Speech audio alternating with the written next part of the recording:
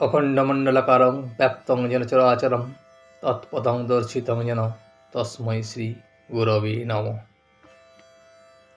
ঠাকুর ও মায়ের চরণে শতকোটি প্রণাম জানিয়ে আজকের পাঠ শুরু করছি।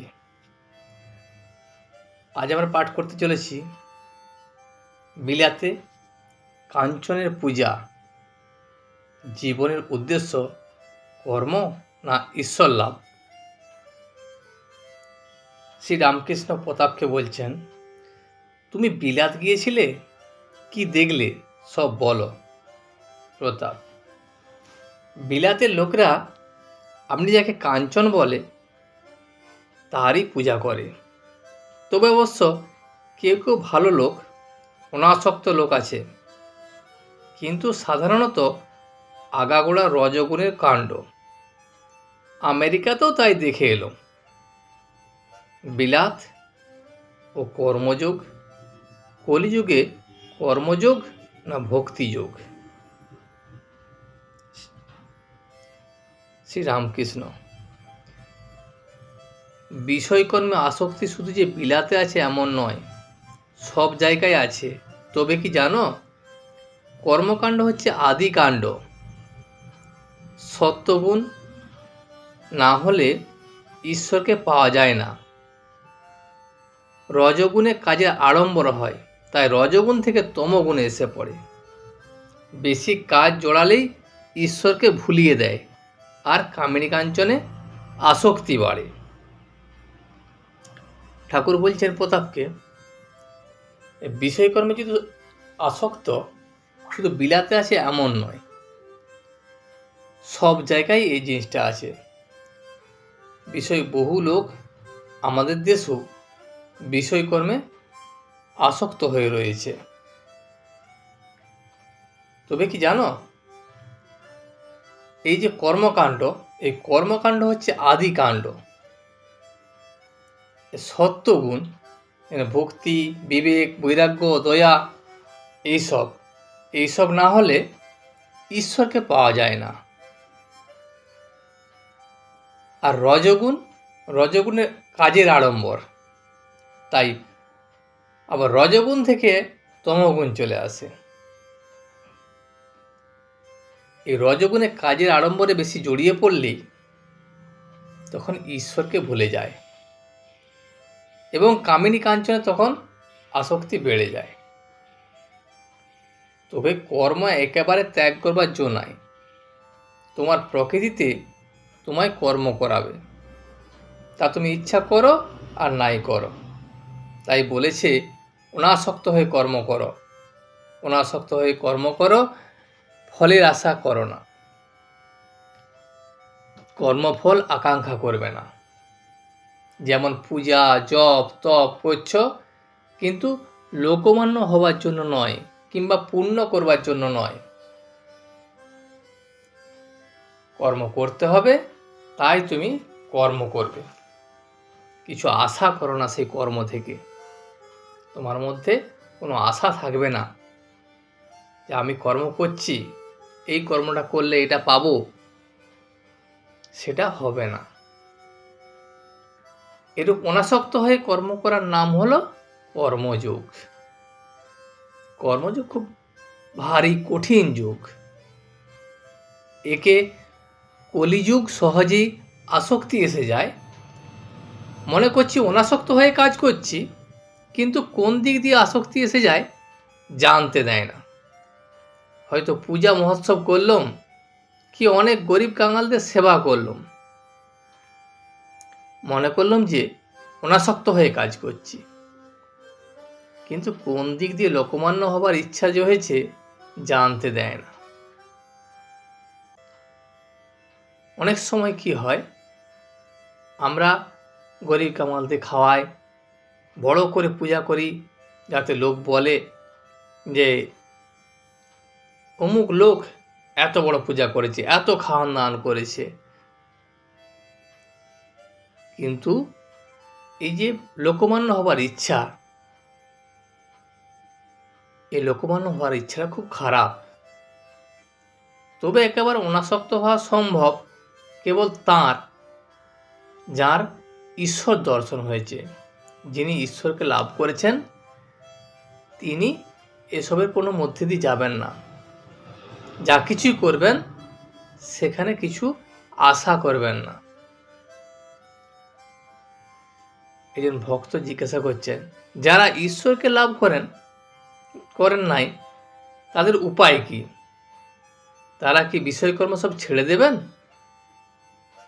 ঠাকুর বলছেন, কলিতে ভক্তিযোগ, নারদীয় ভক্তি, ঈশ্বরের নাম গুণগান করা ও ব্যাকুল হয়ে প্রার্থনা করা, হে ঈশ্বর আমায় জ্ঞান দাও, ভক্তি দাও, আমায় দেখা দাও।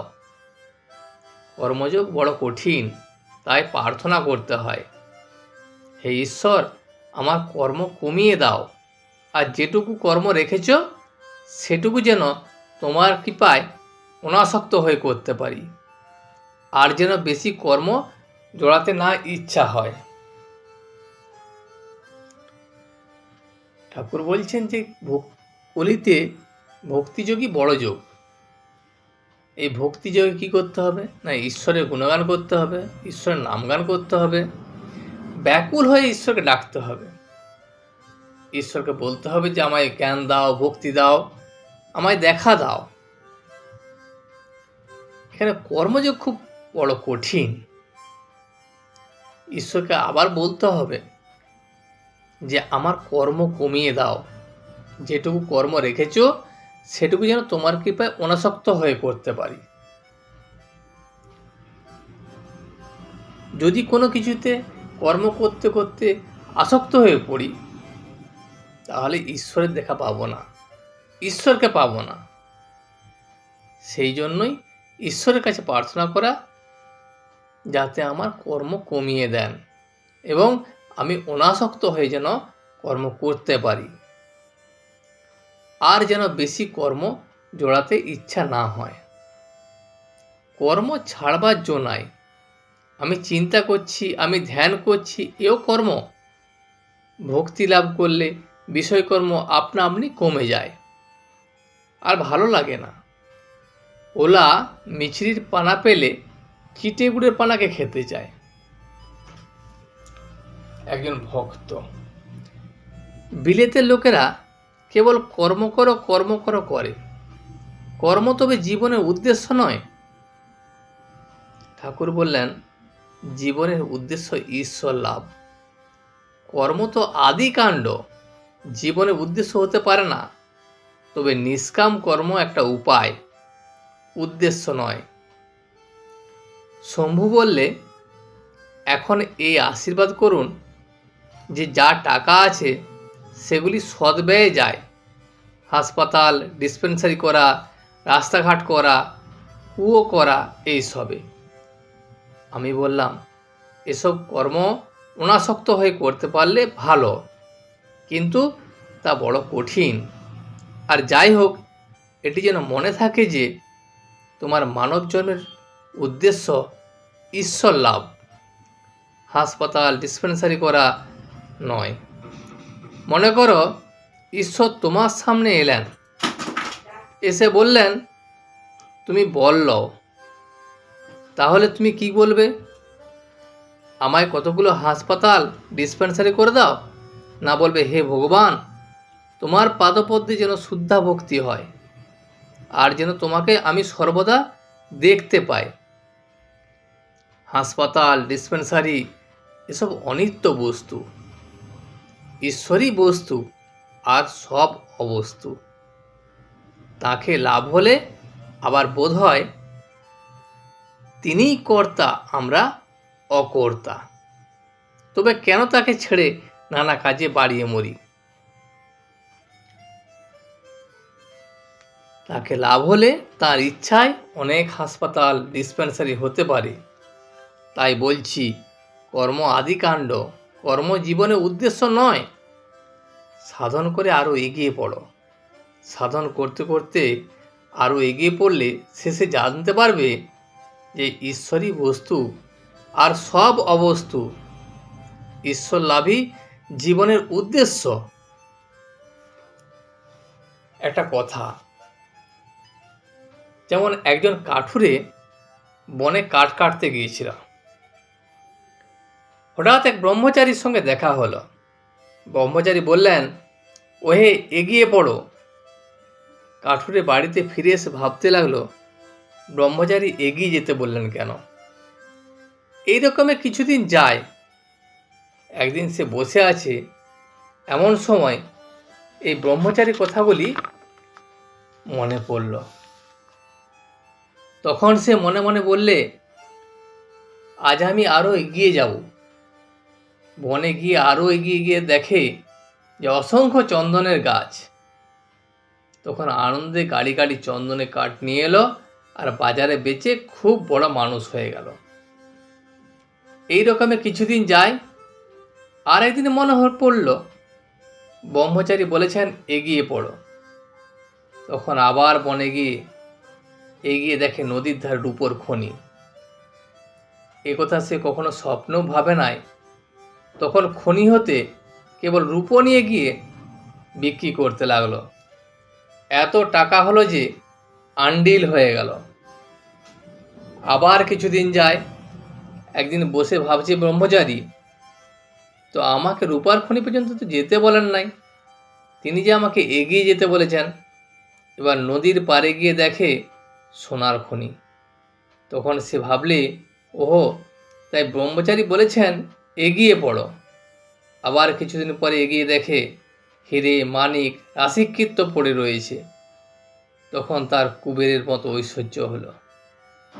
তাই বলছি যে যা কিছু করো না কেন, এগিয়ে গেলে আরও ভালো জিনিস পাবে। একটু জব করে উদ্দীপন হয়েছে বলে মনে করো না যা হবার তা হয়ে গেছে। কর্ম কিন্তু জীবনে উদ্দেশ্য নয়। আরও এগোও, কর্ম নিষ্কাম করতে পারবে, তবে নিষ্কাম কর্ম বড় কঠিন। তাই ভক্তি করে ব্যাকুল হয়ে তাকে প্রার্থনা করো, হে ঈশ্বর, তোমার পাদপদ্মে ভক্তি দাও আর কর্ম কমিয়ে দাও। আর যেটুকু রাখবে সেটুকু কর্ম যেন নিষ্কাম হয়ে করতে পারি। আরও এগিয়ে গেলে ঈশ্বর লাভ হবে, তাকে দর্শন হবে, ক্রমে তার সঙ্গে আলাপ কথাবার্তা হবে। ঠাকুর এই গল্পের মাধ্যমে বুঝিয়েছেন যে শুধু এক জায়গায় থেমে থাকলেই চলবে না। সামান্য কিছু যখন ঈশ্বরে ভক্তি হবে, সেই ভক্তিতেই থেমে থাকলে চলবে না, আরও এগিয়ে যেতে হবে। আরও এগিয়ে গেলে তবেই ঈশ্বরকে লাভ করবে, তাকে দর্শন পাবে, ক্রমে তার সঙ্গে আলাপ কথাবার্তাও করতে পারবে। কেশবের স্বর্গলাভের পর মন্দিরে বেদি লইয়া যে বিবাদ হয়, এইবার তাহার কথা পাড়িল। শ্রীরামকৃষ্ণ প্রতাপকে বলিলেন, শুনছি তোমার সঙ্গে বেদি নিয়ে নাকি ঝগড়া হয়েছে। যারা ঝগড়া করছে তারা তো সব হরে, পেলা পঞ্চা। সকলে হাসিতে লাগিলেন। ভক্তদেরকে প্রতি তাকিয়ে বললেন, দেখো প্রতাপ অমৃত, এসব শাঁখ বাজে, আর যা সব শুনো তাদের কোনো আজ নেই। তখন প্রতাপ বলিলেন, মহাশয়, বাজে যদি বললেন তো আবের কাশিও বাজে। আজ এই পর্যন্তই। ভিডিওটি শেষ পর্যন্ত দেখার জন্য আপনাকে অসংখ্য ধন্যবাদ। ভিডিওটি যদি আপনার ভালো লেগে থাকে তাহলে একটা লাইক, কমেন্ট এবং বন্ধুর সাথে শেয়ার করে দেবেন। সাবস্ক্রাইব করে পাশে থাকা বেল আইকনটি বাজিয়ে দেবেন, যাতে আপনাদের নতুন ভিডিওগুলি সর্বপ্রথম আপনার কাছে পৌঁছে যায়। জয় শ্রী রামকৃষ্ণ, জয় শ্রী রামকৃষ্ণ।